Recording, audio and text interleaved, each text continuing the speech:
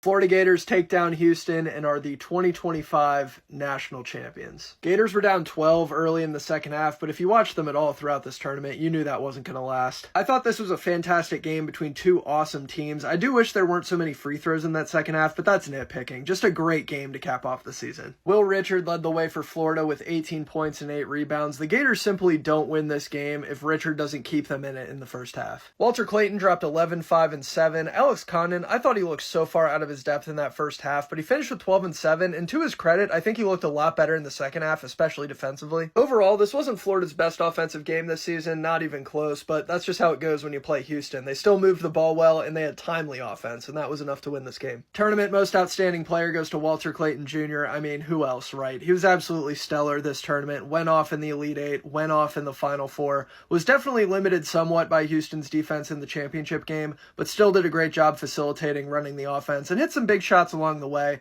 Very well-deserved recognition. In 3 years as the head coach at San Francisco, Todd Golden went 23 and 22 in WCC play and never made the WCC title game. If you thought that 3 years later as the head coach of Florida, he'd be cutting down the nets after winning a national championship, no you didn't. I don't believe you. For Houston, LJ Cryer got his. He finished with 19 and 6. The rest of the offense was distributed pretty evenly across the team. I think you have to give Florida's defense a ton of credit. They did a great job in this one, especially on that last possession. For Houston to not even get a shot off out of a timeout was wild. I feel like Houston got a lot of undeserved hate this season, and I hope everybody can acknowledge that they deserve to be here. They were one of the elite teams in college basketball all season long. Kelvin Sampson's one of the best coaches in the country. They fell short of the ultimate goal, but they weren't in this game by accident. The Gators won their last 12 games of the season to finish 36 and 4 and win the national championship. Their last loss was actually to former Florida head coach Mike White and the Georgia Bulldogs back in February. Great game to end a great season. As always, thank you guys for following along with me this year. I really do appreciate it so much. I miss college basketball already, to be honest, but I'll have plenty of stuff coming out between now and next season. So if you're interested, make sure you hit that follow button. Thanks, guys.